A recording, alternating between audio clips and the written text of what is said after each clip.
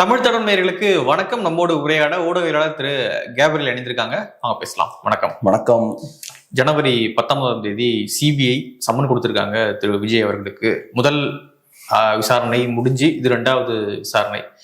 2 நாள் தொடர்ச்சியா நடந்திருக்கணும். ஆனா இவர் பொங்கல் அதெல்லாம் சொல்லிட்டு வந்துட்டாங்க. இப்போ 19ஆம் தேதி திரும்ப நீங்க ஆஜராகணும் அப்படின்னு சிபிஐ சம்மன் கொடுத்திருக்காங்க. ஸோ தொடர்ச்சியாக பிரச்சனை மேல பிரச்சனை விஜய்க்கு வந்திருக்கா. ஒரு பக்கம் சிபிஐ கரூர் வழக்கில் நெருக்கிட்டு இருக்காங்க. இன்னொரு பக்கம் ஜனநாயகன் படம் பொங்கலுக்கு ரிலீஸ் ஆயிருக்கணும், பொங்கல் முன்னாடியே ரிலீஸ் ஆயிருக்கணும், ஆனா ரிலீஸ் ஆகாம அதுவும் பிரச்சனைக்குரிய ஒரு விஷயமாக போயிட்டு இருக்கு. ஸோ எப்படி பாக்குறீங்க? ரொம்ப இக்கட்டான ஒரு சூழல்ல விஜய் இருக்காரா? விஜய் சிக்கல்ல தான் மாட்டிட்டு இருக்கார். பெரிய ஒரு சிக்கல்ல தான் மாட்டிட்டு இருக்கார். பெரிய சிக்கலும் கூட தான். ஏன்னா 41 பேர் இறந்துருக்காங்கன்னா அது சாதாரண விஷயம் கிடையாது. பெரிய ஒரு தவறும் பண்ணியிருக்காங்க. அப்ப நேச்சுரலா நீங்க பெரிய தவறு பண்ணும்போது பெரிய சிக்கல்களை நீங்க ஃபேஸ் பண்ணி தான் ஆகணும். தப்பிச்சு ஓட முடியாது. ஸோ ஒரு சைட்ல இப்ப சிபிஐ விசாரணை போயிட்டு இருக்கு, இன்னொரு சைட்ல ஜனநாயகன் படம் ரிலீஸ் ஆகல, இன்னொரு சைட்ல உங்களால கேம்பெயினும் பண்ண முடியாது. கரூர் சம்பவத்துக்கு அப்புறமே உங்களால ரோட் ஷோ பண்ண முடியாதுன்ற சூழல் ஏற்படுது. இப்ப நீங்க சிபிஐ விசாரணை எல்லாம் போயிட்டு இருக்கும்போது கேம்பெயின் இந்த மாதிரியான விஷயங்களை ஃபோக்கஸ் பண்ண முடியாது. ஸோ இந்த விசாரணை எல்லாம் முடிஞ்சாதான் கொஞ்சம் நீங்க ஃப்ரீ ஆவீங்க. ஸோ அதனால இப்போ எலெக்ஷன் கிட்ட நெருங்கும் போது சிபிஐ விசாரணை எல்லாம் நடக்கும்போது உங்களால ஃப்ரீயா கேம்பெயினும் பண்ண முடியாது. இது விஜய்க்கு பெரிய ஒரு பின்னடைவு தான். ஏன்னா விஜயை பொறுத்தளவுல ஜனநாயகன் படத்தையே அவர் ஒரு கேம்பெயின் மெட்டீரியலா தான் பாக்குறாரு. கரெக்டா அவரோட அந்த ஃபர்ஸ்ட் எலெக்ஷனுக்கு முன்னாடி ஒரு 3-4 மந்த்ஸ் முன்னாடி இந்த படத்தை ரிலீஸ் பண்ற மாதிரி அவங்க கொண்டு வராங்க. ஸோ இந்த படம் நல்லா ஓடிச்சுன்னா அது அவரோட அரசியலுக்கு ஒரு பூஸ்ட் கொடுக்கும். ஓரளவுக்கு ஆவரேஜா ஓடினா கூட விஜயோட ஒரு படம் கண்டிப்பா 2-3 கோடி மக்களை போய் சேர்ந்துடும். அந்த அளவுக்கு அவருக்கு ஒரு ஸ்டாரா பெரிய ஒரு ரீச் இருக்கு. அதுவும் கடைசி படம்லாம் சொல்லி வேற அவரு ப்ரொமோட் பண்றாரு. ஸோ அப்படி இருக்கும்போது அவரோட படம் ரிலீஸ் ஆகல அப்படின்றதே அவருக்கு பெரிய ஒரு அரசியல் பின்னடைவு தான். 2வது எலெக்ஷன் டைம்ல தான் கேம்பெயின் பண்ணணும். அவர் அரசியலுக்கு வந்ததுல இருந்து பெருசா எதுவும் பண்ணல, மக்கள் பிரச்சனையை எடுத்து பேசல, போராட்டங்கள் பண்ணல. அது அவருக்கு முடியாது. அதெல்லாம் பண்றதுக்கான மெக்கானிசமோ கெப்பாசிட்டியோ கிடையாது. போராட்டம் பண்றன்ற பேர்ல எல்லாம் அங்க போனாங்கன்னா அசம்பாவிதம் தான் நடக்கும். ஏன்னா நீங்க ஒரு போராட்டம் பண்ணணும், மக்கள் பிரச்சனையை கையில் எடுக்கணும்னா நீங்க மக்களுக்கான ஆட்களா இருக்கணும். அங்க வரக்கூடியவங்களும் மக்கள் பத்தின அக்கறையோட அங்க வரணும். சும்மா நீங்க விஜய பார்க்க வரணும்னு கூட்டமா வந்தீங்கன்னா திருப்பி வேற அசம்பாவிதங்கள் தான் நடக்கும். ஸோ அந்த விஷயத்தையும் அவரால் பண்ண முடியாது. ஸோ விஜய்கிட்ட இருக்கிற ஒரே ஆப்ஷன் களத்துக்கு போய் ரோட் ஷோ போறது, பெரிய பெரிய கூட்டங்கள் ஆர்கனைஸ் பண்றது. இதுதான் அவர் கையில ஒரே ஆப்ஷன். ரோட் ஷோ போக முடியாது, அந்த ஆப்ஷனும் போயிருச்சு. இப்ப கூட்டங்கள் ஆர்கனைஸ் பண்ணா கூட அவருக்கு கொஞ்சம் ஒரு ஃப்ரீடம் வேணும்ல. சிபிஐ விசாரணை எல்லாம் போகும்போது அதையும் அவரால் ஃப்ரீயா பண்ண முடியாது. ஸோ அதனால விஜய் இப்ப பெரிய சிக்கல்லாம் மாட்டிட்டு இருக்காரு. இதுல சிபிஐ விசாரணை கம்ப்ளீட்டா அவருக்கு பேக்ஃபயர் ஆகிறதுக்கான வாய்ப்பும் இருக்குன்றாங்க. ஏன்னா அவங்க பெரிய ஒரு தவறை பண்ணியிருக்காங்க. இவ்வளவு பெரிய ஒரு அசம்பாவிதம் நடக்க அலோவ் பண்ணிக்க கூடாது. விஜயும் டிவிகே தரப்பும் அதை அலோவ் பண்ணிடக்கூடாது, தமிழக அரசும் அதை அலோவ் பண்ணிடக்கூடாது. அவ்வளவு பெரிய தப்பு நடந்திருக்கு. 2 பேர் பக்கமும் நிறைய தவறுகள் இருக்கு. ஸோ கண்டிப்பா சிபிஐ உட்கார வச்சு அவரை கிரில் பண்ணுவாங்க. கிரில் பண்ணும்போது 7 மணி நேரம் ஏன் லேட்டா வந்தீங்க, ஏன் தேவையான ப்ரிகாஷனரி மெஷர்ஸ் எல்லாம் எடுக்கல, பிரச்சனை வந்த உடனேயும் டேமேஜ் கண்ட்ரோல் பண்ணாம ஏன் தப்பிச்சு ஓடுனீங்க, இப்படி நிறைய விஷயங்கள் கேட்பாங்க. ஸோ நீங்க எல்லாத்தையும் கரெக்டா பண்ணாலே விசாரணையை ஃபேஸ் பண்றது டஃப். உங்க பக்கம் ஏகப்பட்ட பிரச்சனைகள் இருக்கு, குழப்பங்கள் இருக்கு. அதுவும் விஜய்க்கு பர்சனலா ரொம்ப டஃபா இருக்கும்னு நினைக்கிறேன். விஜய் அவர்கள் ஒரு இன்ட்ரோவர்ட், ஒரு டாமினன்டான பொசிஷன்ல இருந்தே பழகி இருப்பாரு. ஒரு ஸ்டார்ன்றவர் எப்பவுமே அட்மிரேஷன், கைதட்டு, விசில் இதெல்லாம் பார்த்தே வந்திருப்பாரு. ஒருத்தர் கிட்ட வர்றதுனாலே அப்படியே கையெல்லாம் காட்டிட்டு ஆட்டோகிராஃபா போட்டு தரேன். எல்லாருமே அவர் ஒரு அட்மிரேஷனோட தான் அவர் அணுகியிருப்பாங்க. ஆனா விசாரணை அப்படி இருக்காது. உங்களோட ஈகோ, உங்களோட அந்த ஸ்டார் டோம் எல்லாத்தையுமே உடைச்சிடுவாங்க. உங்களை சாதாரண ஒரு அதிகாரி உங்களை டாமினண்டா கொஸ்டின் கேட்பாரு. ஸோ நீங்க ஃபர்ஸ்ட் டைமா அட்மயர் பண்ணப்படுற இடத்துல இருக்க மாட்டீங்க. முதல்ல அவர் விசாரணை போகும்பொழுது உங்க பேர் என்ன அப்படிதான் ஸ்டார்ட் பண்ணாங்க அப்படின்னு செய்திகள்லாம் வந்துச்சு. ஒருத்தர் விஜய் பார்த்து உங்க பேர் என்னன்னு கேட்கறது அவர் எந்த அளவுக்கு ஏத்துப்பாருன்னு தெரியல. இப்ப ஆபரேஷன் தியேட்டருக்கு போறீங்கன்னா உள்ள போறதுனால உங்க பேரை விசாரிக்க தான் செய்வாங்க. அதான் அவங்களோட ப்ரொசீஜர். கரெக்டான ஆளுக்கு ஆபரேஷன் பண்றோமா நம்மகிட்ட ஒருத்தர் விசாரிச்சுப்பாங்க. அதே மாதிரி மற்ற விஷயத்தையும் பண்ண, பட் நம்மகிட்டையும் ஒரு அது ஒரு ப்ரொசீஜரா இருக்கும்னு நினைக்கிறேன். அந்த விஷயத்தையும் அவங்க பண்ணுவாங்க. ஸோ அதே மாதிரி இப்போ நீங்க விசாரணைக்கு போறீங்கன்னா மேபி அது ஒரு ப்ரொசீஜரா இருக்கலாம். ஆமா, ப்ரொசீஜர் தான். ஆனா அதை அவரு டீல் பண்ணிருக்க மாட்டாரு ஃபர்ஸ்ட். அதான் மணி சார் ரொம்ப அழகா இப்போ ரீசெண்டா அவர் பேசும்போது சொன்னாரு, ஒரு பேட்டியில் அவர் சொன்னார், இந்த மாதிரி ரஜினிகாந்த் அவர்கள் தூத்துக்குடி போகும்போது யார் நீங்கன்னு ஒருத்தர் கேட்டுருவாரு. அந்த ஒரு வீடியோ வைரல் ஆச்சுல, இல்ல நான் ரஜினிகாந்த் அப்படிலாம் சொல்லுவார். அதுக்கப்புறம் டக்குன்னு அங்க இருந்து கிளம்பி போயிடுவார். அதுக்கப்புறம் அவர் ரொம்ப கோவமா ரியாக்ட் பண்ணுவார் ஏர்போர்ட்ல அப்படின்ற பாயிண்ட சொல்லுவார். ஸோ ரஜினிகாந்துக்கு அவர் ஒரு பெரிய ஒரு ஸ்டார், அவரை டக்குன்னு ரொம்ப ஈஸியா சிறுமைப்படுத்தும் போது அது வேற இடத்துல வெடிக்குது. ஏன்னா அவரோட ஈகோ அங்க ஹர்ட் ஆகுது. சின்ன வயசுல இருந்தே அவங்க அந்த மாதிரி பெரிய ஸ்டார்னு பெரிய பெரிய ப்ரொடியூசர்ஸ்லாம் ரஜினிகாந்தை கொண்டாடுவாங்க.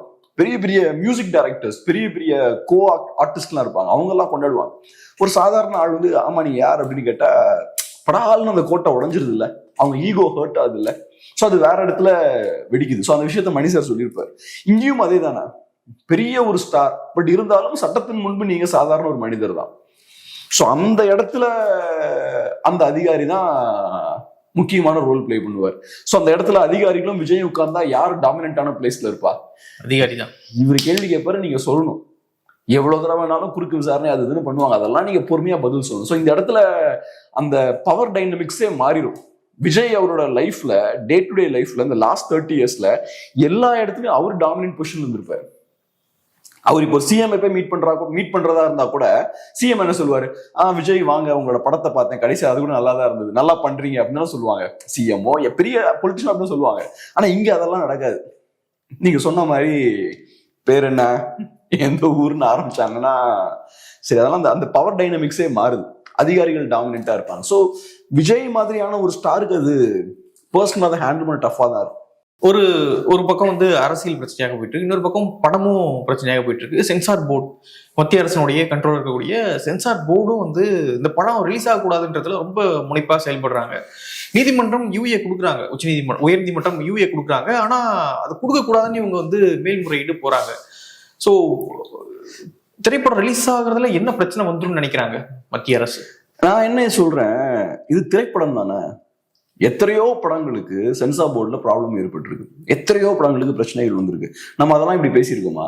விஜய் ஒரு தனிப்பட்ட ஒரு மனிதர், ஒரு பெரிய ஒரு ஸ்டார், அவரு ஒரு பெரிய ப்ரொடியூசர் ஒரு படத்தை ரிலீஸ் பண்றாரு. அந்த படத்துக்கு ஒரு பிரச்சனை வருதுன்னா நம்ம எதுக்கு இவ்வளவு கஷ்டப்படணும்? அந்த படத்தை பத்தி பேசி எடுத்து, எனக்கு தெரியல அதுல பழி வாங்கும் நடவடிக்கை இருக்கா, அப்படிலாம் பழி வாங்க முடியுமா, அதெல்லாம் எனக்கு தெரியல. ஆனா இங்க சிக்கல் என்னன்னா, நீங்க ஒரு ஸ்டார் ஆகிறீங்க, உங்களோட ஃபேமை மிஸ்யூஸ் பண்றீங்க, உங்க ஃபேமை யூஸ் பண்ணி மட்டுமே ஒரு தலைவராயிரலாம்னு பாக்குறீங்க, உங்களோட அந்த ஸ்டார் டோமை யூஸ் பண்ணி, உங்களோட படத்தை யூஸ் பண்ணி உங்க அரசியலை நடத்திடலாம் நீங்க பாக்குறீங்க. அப்ப நிறைய பிரச்சனைகள் வரும். உங்க அரசியல் தேவைக்காக நிறைய சீன்ஸ், நிறைய டயலாக்லாம் நீங்க பேசுனீங்கன்னா சில பிரச்சனைகள் வரதான் செய்யும். ஏன்னா இப்ப சினிமா துறைன்றது அதுக்கு சில சட்டத்திட்டங்கள் இருக்குல்ல. ஒரு சினிமானா என்ன மாதிரியான வரமுறைக்கு உட்பட்டு இருக்கணும்ன்ற சில சட்டத்திட்டங்கள் இருக்கு. நீங்க உங்க தேவைக்கு ஏற்ற மாதிரி படங்கள் பண்ணும்போது, பொலிட்டிக்கல் அஜெண்டாவோட நீங்க படங்கள் பண்ணும்போது சில நேரங்கள்ல மேபி பிரச்சனை வரலாம். எனக்கு தெரியல, மேபி பழி வாங்கப்படலாம், மேபி இல்லாமல் இருக்கலாம், எனக்கு என்ன தெரியும். ஆனா இது ஒரு பெரிய சோசியல் ப்ராப்ளமா நான் பார்க்கல. இது விஜயோட பர்சனல் ப்ராப்ளம், அந்த ப்ரொடியூசரோட ப்ராப்ளம். அவங்க இதை டீல் பண்ணிக்கணும். விஜய் ஒரு அரசியல்வாதி ஆனதுக்கு அப்புறமும் ஒரு படத்தை நம்பி அரசியலுக்குள்ள இறங்குறாருன்னா அது அவரோட தப்பு. அப்படி இருக்கக்கூடாது. ஒருத்தர் அரசியலுக்குள்ள வந்துட்டாருன்னா அவரோட அரசியல் செயல்பாடுகளை நம்பி இருக்கணும். அரசியல் செயல்பாடுகள் முதல்ல இருக்கணும். விஜய் கிட்ட கையில ஆப்ஷன்ஸே இல்லை, அதான் சிக்கல். விஜய் கிட்ட இருக்க ஒரே ஆப்ஷன் ரோட் ஷோ தான். ரோட் ஷோன்னு ரொம்ப ஆர்வமா வெளில வந்தாங்க. வெளில வந்து ஒரு பெரிய பிரச்சனை வந்து அந்த பிரச்சனையை எப்படி ஹேண்டில் பண்ணணும்னு தெரியல. உங்களுக்கு உங்க கட்சிக்கு வந்த பிரச்சனையே ஹேண்டில் பண்ண முடியலன்னா தமிழ்நாட்டோட பிரச்சனை எப்படி ஹேண்டில் பண்ணுவீங்க? நம்ம இதுக்கு முன்னாடி பேசின வீடியோல தமிழ்நாட்டுக்கு பெரிய கடன் இருக்கு, அந்த கடன் சுமைய கம்மி பண்ணலன்னா என்ன பிரச்சனைகள் வரும். ஸோ இது தமிழ்நாட்டுக்கான பிரச்சனை, இதை எப்படி ஹேண்டில் பண்ணும், ஐடியலா எப்படி இருக்குன்னு நம்ம பேசியிருந்தோம். இப்ப இவரோட பர்சனல் ப்ராப்ளமே இவரால ஹேண்டில் பண்ண முடியல, இந்த பிரச்சனைகளே ஹேண்டில் பண்ண முடியல, கட்சி சார்ந்த பிரச்சனையே ஹேண்டில் பண்ண முடியலன்னா தமிழ்நாடோட பிரச்சனைகள் எப்படி ஹேண்டில் பண்ண போறாரு? இவரோட கட்சிக்கு பிரச்சனை வரும்போது இவங்க எங்க ஓடுறாங்க, எல்லாம் காணாம போயிடுறாங்க, ஃபீல்டே இல்லை. அப்ப நாளைக்கு தமிழ்நாட்டுக்கு ஒரு பிரச்சனை தான் நீங்க எங்க போவீங்க? கேட்டா எங்களுக்குலாம் மனசு எங்களுக்கு தாங்கல, மன வேதனை, அதனால நாங்க எல்லாம் ஒரு மாசமா பேசாம இருந்தோம். ஸோ தமிழ்நாட்டுக்கு நாளைக்கு ஒரு பிரச்சனை வந்தாலும் மனவேதனை தான், நீங்க எதுவும் பேச மாட்டீங்க. இப்படிப்பட்ட ஒரு குரூப்பா இருந்துகிட்டு அப்புறம் எங்க தலைவரை வந்து எல்லாம் கார்னர் பண்றாங்க, எங்க தலைவரை பார்த்து எல்லாம் பயப்படுறாங்க அப்படின்னா என்ன? இதையும் ஒரு பெருமையா அவங்க பாக்குறது. அவர் எதுக்கு படத்தை தூக்கிட்டு வர்றாரு? அரசியலை வச்சு இதுதான் என் அரசியல்னு காட்டுங்க. அதை விட்டுக்கிட்டு படத்தை தூக்கிட்டு வர்றது, அப்புறம் ரோட் ஷோ நம்பி போய்கிட்டு இருக்கிறது. ஆனா இவ்வளவு பிரச்சனைகள் இருக்கு, விஜய் அவர்கள் வாயை திறக்க மாட்டாரு. விளையாட்டா கூட நிறைய பேர் சொல்றாங்க, ஸ்டாலின் அங்கிள் நான் வந்து ஆபீஸ்ல இருப்பேன், நான் வீட்டுல இருப்பேன், இது பண்றதுனால என்ன பண்ணுங்க அப்படின்ற மாதிரி ஸ்டாலினுக்கு எதிராக பேச முடியுது விஜய் அவர்களால. ஆனா பிஜேபிக்கு எதிராக விஜய் அவர்களால பேசவே முடியல. வார்த்தை கூட இந்த கரூர் விவகாரத்துக்கு பிறகாக விஜய் அவர்கள் வாயிலிருந்து பிஜேபின்ற வார்த்தையே வர மாட்டேது. ஸோ விஜய் ஒரு ஸ்டாருங்க. ஒரு ஸ்டாரால என்ன பண்ண முடியுமோ அதை தான் விஜயால பண்ண முடியும். ஸோ இன்னைக்கு விஜய் அவர்கள் திமுக எதிர்த்து பேசுறதால திமுகவுக்கு நல்லது.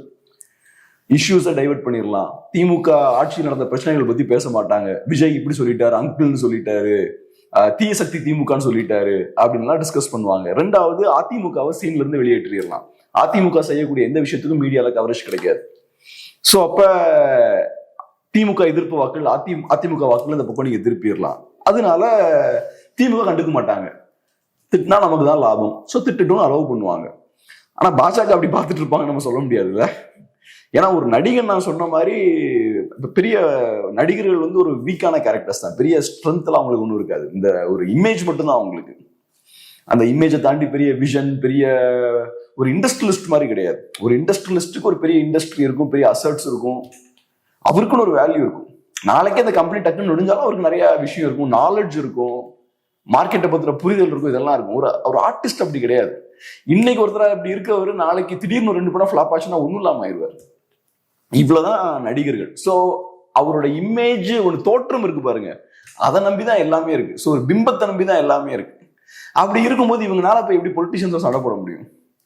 சண்டை போட்டா ஜெயலலிதா நிக்க வச்சாங்க பாருங்க, கையை கட்டி நிக்க வச்சிருவாங்க, இமேஜ் உடையும். ஸோ அதனால அதெல்லாம் இவங்களால பண்ணவே முடியாது. இவங்கனால அரசியல்வாதிகளுக்கு பிரயோஜனம் இருக்குன்னா சில விஷயங்கள் அலோவ் பண்ணுவாங்க. இப்ப நான் சொன்ன மாதிரி சில விஷயங்கள் அலோவ் பண்றாங்க. இதுக்கு முன்னாடி அரசியல்வாதிகள் இவங்களை மேடையில நிகழ்ச்சிகள் நடத்தும் போது எங்களை பாராட்டி பேசுங்கன்னு போசுனா போய் பேசுவாங்க. நடிகர்களுக்கு இவ்வளவுதான் பண்ண முடியும். ஏன்னா அவங்களுக்கு தெரியும் பொலிட்டீஷியன்ஸை மீறி நம்ம எதுவும் பண்ணிட முடியாது. இப்ப அஜித் மாதிரியான ஒரு பெரிய ஸ்டார் ஒரு அப்படியே வெடிச்சிட்டாருல, நம்மளை எங்களெல்லாம் ஃபோர்ஸ் பண்றாங்கன்னு ஏறக்குறைய ரொம்ப இமோஷனலா பேசினாரு. அவர் ஏன் அங்க அப்படி பேசுறாரு, அந்த இடத்துல அப்படி பேசுறாரு? அவருக்கு வேற ஆப்ஷன் இல்ல. உங்களுக்கு வேற விதமா அதை எதிர்கொள்ள முடியும்னா நீங்க அப்படி வெடிச்சிருக்க மாட்டீங்களாங்க, வேற வழியில அதை டீல் பண்ணிருப்பீங்க. ஆனா உங்களுக்கு கையில வேற ஆப்ஷன்ஸே இல்ல. அப்ப நீங்க என்ன பண்றீங்க, எல்லாரும் முன்னாடியும் கொட்டிடுறீங்க, அப்படியே கொட்டி தித்துடுறீங்க. அந்த இதை எல்லாத்தையும் இதை கொண்டு போயிடலாம் அப்படின்னு பண்றீங்க. ஸோ அது காட்டக்கூடிய விஷயம் என்ன, நடிகர்களுக்கு பெரிய ஆப்ஷன்ஸ் கிடையாது, பெரிய ஸ்ட்ரென்த் கிடையாது. பொலிட்டிஷியன்ஸ் அப்படி கிடையாது. நிறைய பவர்ஃபுல் நாட்டில் கான்டாக்ட் வச்சிருப்பாங்க, அதெல்லாம் வச்சு எடுத்து ஏதாவது பண்ண முடியும். நடிகர்களால் அந்த விஷயம் பண்ண முடியாது. பொலிட்டிஷியன்ஸ் பின்னாடி பார்ட்டின்ற பெரிய இன்ஸ்டிடியூஷனும் இருக்கும்.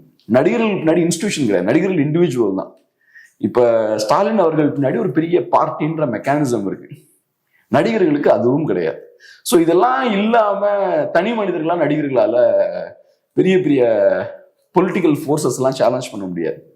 ஸோ அதனால இப்ப விஜயோட செயல்பாடுகளால சில கட்சிகளுக்கு பிரச்சனை வருதுன்னா அவங்க சும்மா வேடிக்கைலாம் பார்த்துட்டு இருக்க மாட்டாங்க. ஏன்னா அவங்களாம் தனி மனிதர்கள் கிடையாது, அவங்களாம் இன்ஸ்டிடியூஷன்ஸ், கையில அதிகாரமும் வச்சிருப்பாங்க. இழக்கிறதுக்கு நிறைய இருக்கு, நிறைய பேருக்கு இழக்கிறதுக்கு நிறைய இருக்கு. டஃபா தான் அதனால டீல் பண்ணுவாங்க. அப்புறம் இவங்க ரொம்ப கேர்லெஸ்ஸா நடந்துக்கிட்டாங்க. இவங்க கொஞ்சம் சீரியஸா இருந்திருக்கலாம்.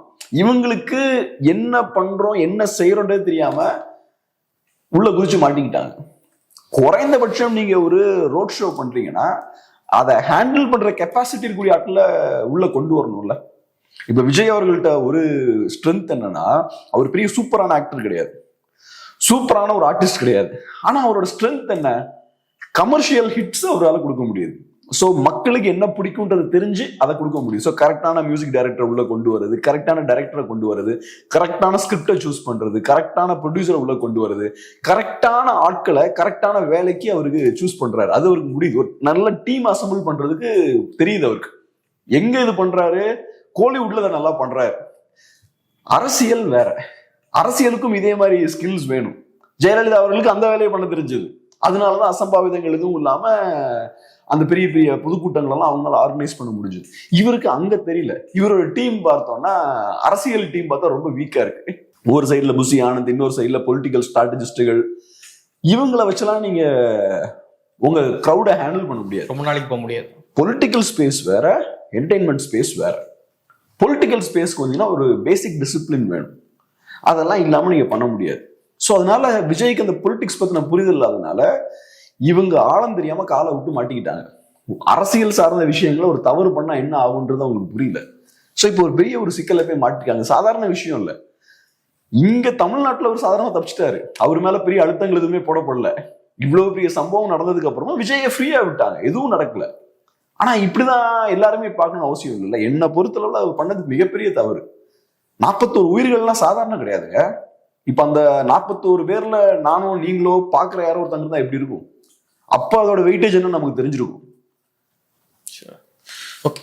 இன்னொரு பக்கம் பார்த்தீங்கன்னா துக்ளக் மேடையில வந்து துக்ளக் குருமூர்த்தி அவர்கள் சீமான் அவர்களை பாராட்டி ஒரு விஷயம் சொல்லிடுறாரு. பெரியார் அவர்களை சீமான் அவர்கள் கரெக்டாக அடிக்கிறாரு. ஸோ அந்த மேட்டர்ல வந்து நம்ம சீமான் பக்கம் நிற்கிறோம், சீமானுக்கு ஆதரவாக இருக்கும் அப்படின்ற மாதிரி ஒரு விஷயம் சொல்றாரு. ஸோ இதை எடுத்து வந்து சீமானருக்கு எதிராக பேசுறாங்க. பிஜேபியினுடைய கைக்கூலி சீமான் சொன்னது நடந்துச்சு பார்த்தீங்களா, இது அங்கதான் போய் நிற்கும் அப்படின்ற மாதிரி சீமானுக்கு எதிராக துக்ளக் குருமூர்த்தி அவர்களுடைய இந்த ஸ்டேட்மெண்ட்டை பயன்படுத்துறாங்க. ஸோ எப்படி பாக்குறீங்க, சீமான் அவர்களை துக்ளக் குருமூர்த்தி ஆதரிக்க கூடாதா, ஆதரிச்சது தவறா, எப்படி பாக்குறீங்க? அதான் இப்ப திராவிட ஆதரவாளர்களை பொறுத்தளவுல அரசியல் ரொம்ப சிம்பிளான கேம். திமுகவுக்கு எதிராக யாராவது செயல்பட்டாங்கன்னா அவங்க பாஜக காரங்க, அவங்க சங்கிகள். இவ்வளவுதான் ரொம்ப சிம்பிளான ஒரு பொலிட்டிக்ஸ் தான். அந்த லாஸ்ட் ஒரு 10 இயர்ஸா தமிழ்நாட்டில் இந்த பொலிட்டிக்ஸ் தான் ஓடுது. நீங்க திமுக விமர்சிச்சீங்கன்னா நீங்களும் சங்கி தான், நான் திமுக விமர்சிச்சா நானும் சங்கி தான். இது சீமானுக்கும் அப்ளை ஆகும், இங்க இருக்கிற எல்லாருக்கும் அப்ளை ஆகும். காங்கிரஸ்காரங்களே இவங்க சங்கின்றாங்க, நீங்க ஆர்எஸ்எஸ் காரங்களுக்கு சப்போர்ட்டா செயல்படுறீங்கன்ற மாதிரி போயிடறாங்க. நாங்க தான்டா நேஷனல் லெவல்ல பிஜேபி அப்போஸ் பண்றோம், நீங்களும் சங்கிதான். யாரு திமுகவை கேள்வி கேட்டாலும் அவர்கள் சங்கிகள். இப்ப ஒரு இடத்துல 2 அஜெண்டாவும் மீட் ஆகுது. ஆர்எஸ்எஸோ பிஜேபியோ அவங்களுக்கும் திமுகவை பிடிக்காது. அதே மாதிரி சீமானும் திராவிடத்தை எதிர்க்கக்கூடிய ஒரு தலைவர். ஸோ அந்த வகையில மேபி அவங்க பாசிட்டிவா பார்க்கலாம், சரி திமுகவை விமர்சிக்கிறாங்க அப்படின்ற மாதிரி பார்க்கலாம். ஆனா அதுக்குன்னு தமிழ் தேசியமும் ஆர்எஸ்எஸ் சித்தாந்தமும் ஒண்ணுன்னு ஆயிராது இல்ல. தமிழ் தேசியம் வேற, ஆர்எஸ்எஸ் சித்தாந்தம் வேற. 2வது குருமூர்த்தி என்னாலும் ஏத்துக்க மாட்டார், சீமானையோ தமிழ் தேசியத்தையும் அவர் ஏத்துக்க மாட்டார். அவரே கிளியரா சொல்றாருல்ல, இந்த இடத்துல ஸ்பெசிபிக்கா இந்த ஒரு ஸ்டாண்ட்ல பெரியார் அப்படின்ற அந்த புள்ளியில அவங்க எடுத்துக்கிறாங்க. ஏன்னா பெரியார் அப்போஸ் பண்றாங்கன்னா பெரியார் ஒரு திராவிட இயக்கத்தோட தலைவர். அவரு சீமான் அவர்கள் திராவிடத்தை எதிர்க்கக்கூடியவர்.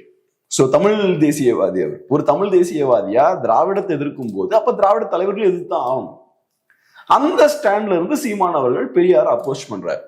இவங்களை பொறுத்தளவுல குருமூர்த்திக்கு அப்கோர்ஸ் அவங்களுக்கு திமுகவை திராவிடத்தை பிடிக்காது. ஏன் பிடிக்காது? ஏன்னா இதுக்கு முன்னாடி இருந்த ஒரு சிஸ்டம் இருக்கு, அதை அவங்க உடைக்கிறாங்க.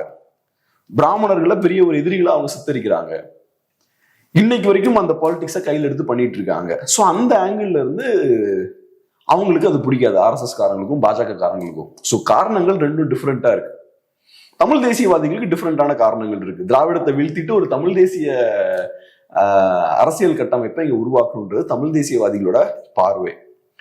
ஆனா பெரியார் அப்படின்ற ஒரு புள்ளி வரும்போது ரைட், ஓகே அப்படின்னு அவரு சொல்றாரு. இப்ப குருமூர்த்தி ஒருத்தரை சப்போர்ட் பண்ணி பாராட்டி பேசிட்டாலே அது தவறுனா அப்ப பாருங்க, பொலிட்டிக்ஸ்ன்றது எவ்வளவு சிம்பிளா இருக்கு. அப்ப நாளைக்கே திமுக தலைவர்களை குருமூர்த்தி பாராட்டிட்டாருன்னா அவ்வளவுதானா? அவங்களும் சங்கிகள் தானா?